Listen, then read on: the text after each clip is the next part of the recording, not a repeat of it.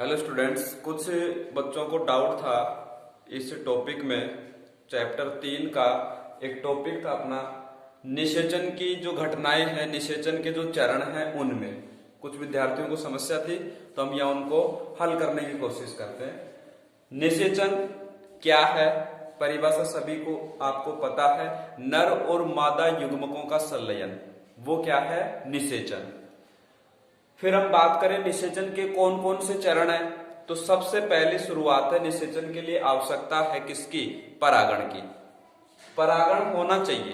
परागण का अर्थ क्या है, जो पराग कण है पराग कोश से कहां तक पहुंचेंगे, वर्तिकाग्र की सतह तक पहुंचेंगे। तो ये प्रक्रिया क्या हो गई, परागण।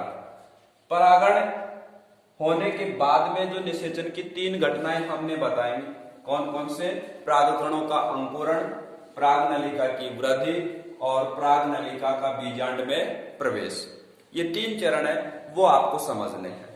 ठीक है, सबसे पहले शुरुआत कहां से हुई, परागण से। पराग कोश से परागकण वर्तिकाग्र तक पहुंच गए। परागकण कहां तक पहुंच गए, वर्तिकाग्र की सतह तक पहुंच गए। ये वर्तिकाग्र, ये संरचनाएं आपने अध्याय 2 में समझी होंगी, बनाई होंगी, और ये आपको पता होना चाहिए। ये जो मादा जननांग है, एक अंडक के 3 भाग है, वर्तिका, वर्तिकाग्र और फूला भाग अंडाशय। ठीक है, तो परागकण कहां तक पहुंच गए, वर्तिकाग्र की सतह तक। ये वर्तिकाग्र की सतह तक पहुंच गए परागकण। वर्तिकाग्र उसकी सतह पर कुछ माध्यम है, पोषक माध्यम जिनको हम कह सकते हैं, वसा, शर्करा, रेजिन, ये पोषक माध्यम है जो परागकण के अंकुरण में सहायता करेंगे। तो परागकण है, वर्तिकाग्र की सतह तक पहुंच गया, पोषक माध्यम उसको मिल गए, परागकण का क्या हो गया, अंकुरण हो गया। ये पहला चरण है, निषेचन का पहला चरण, परागकणों का अंकुरण। जब परागकणों का अंकुरण हो गया तो उससे एक बनेगी पराग नली। ये परागकण है और ये नीचे हमने किसको दर्शाया है, पराग नली को।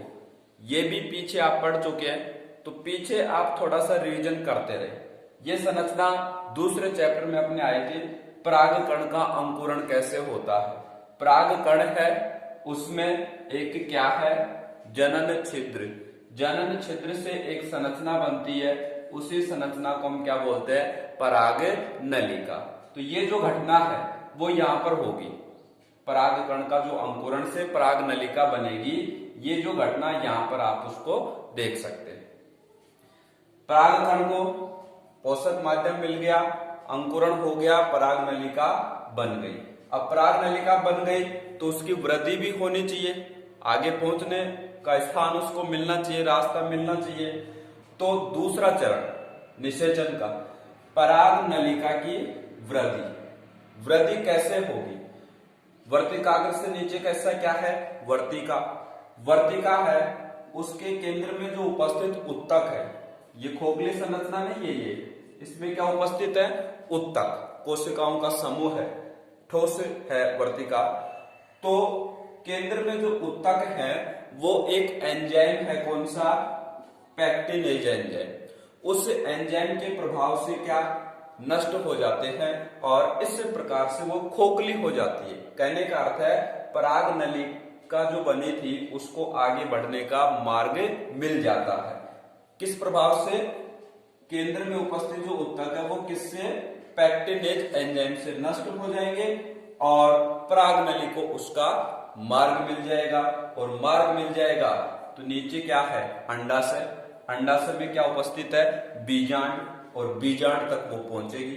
तो ये दूसरी घटना, दूसरा चरण निषेचन।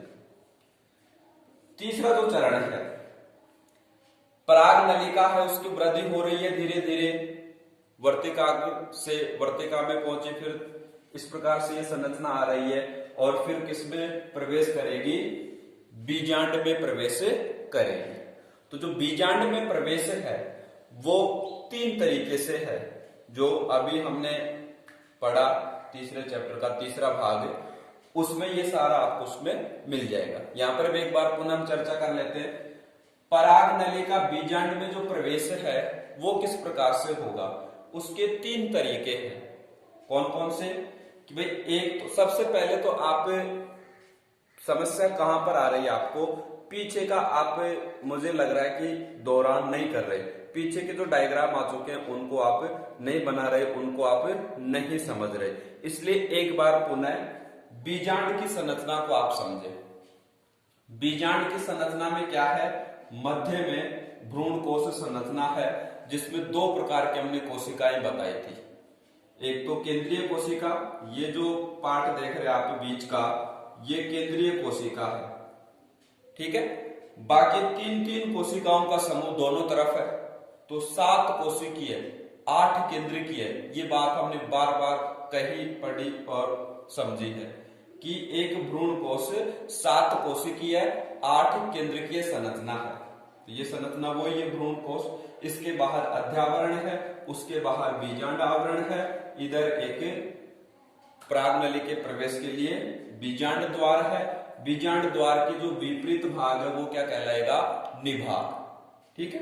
तो तीसरा जो चरण है निषेचन का, कि पराग नली का बीजांड में प्रवेश, ये किस प्रकार से होगा, तो इसके 3 तरीके हैं। 3 प्रकार से ये बीजांड में पराग नली का प्रवेश हो सकता है। कैसे? एक बीजांड द्वारी प्रवेश, बीजांड द्वार से प्रवेश करे। कैसे? ये जो आप संरचना देख रहे हैं यहां से यहां तक तो सेम संरचना, फिर ये संरचना आ गई बीजांड मध्य की, इसमें प्रवेश कैसे होगा? ये बीजांड द्वार है, जैसे आप देखें ये पराग नलिका बनी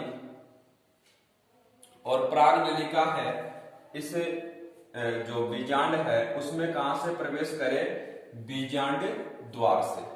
तो वो कौन सा प्रवेश हो गया, बीजांड द्वारी प्रवेश।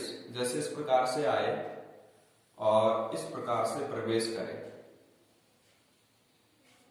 ठीक है, बीजांड द्वारी प्रवेश। दूसरा है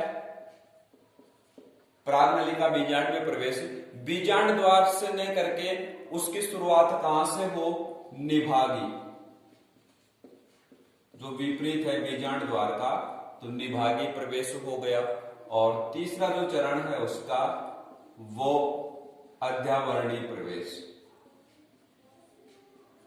तो ये 3 तरीके हैं पराग नलिका बीजांड में प्रवेश के। तो यह थोड़ा सा हमने बात की है, बाकी पूरा डिटेल से दूसरे वीडियो में इसके बारे में आपको मिल जाएगा। तो एक बार पुनः जिन भी विद्यार्थियों को ये डाउट था कि निषेचन की कौन कौन सी चरण है, कौन कौन सी घटनाएं हैं, एक बार पुनः वो देख ले। निषेचन क्या है, नर मादा युग्मकों का संलयन। अब उसको किस प्रकार से हम संपन्न करेंगे, किस प्रकार से, कौन कौन से उसमें चरण है। सबसे पहले परागकण है, वर्तिकाग्र की सतह पर पहुंचेंगे। वर्तिकाग्र की सतह पर क्या है, पोषक माध्यम है जिनसे उसका अंकुरण होगा। ये पहला चरण है, परागकणों का अंकुरण, यहां तक। फिर क्या होगा, पराग नलिका की वृद्धि होगी, वर्तिका में होते हुए बीजांड तक पहुंचेगी। तो वो वृद्धि किस प्रकार से होगी, वर्तिका के केंद्र में क्या उपस्थित है, उत्तक है, वो पैक्टिनेज एंजाइम उससे नष्ट हो जाएंगे, मार्ग या रास्ता उसको मिल जाएगा। और तीसरा चरण है, जब पराग नली विकसित हो गई, वृद्धि हो गई, तो वो कहां तक पहुंचेगी, बीजांड तक पहुंचेगी। और बीजांड तक पहुंचने के उसके 3 तरीके हैं, 3 प्रकार से वो पहुंच सकती है, जो दूसरे वीडियो में आपको डिटेल से मिल जाएगा। तो मैं आशा करता हूं ये जो आपका डाउट था वो क्लियर हुआ होगा।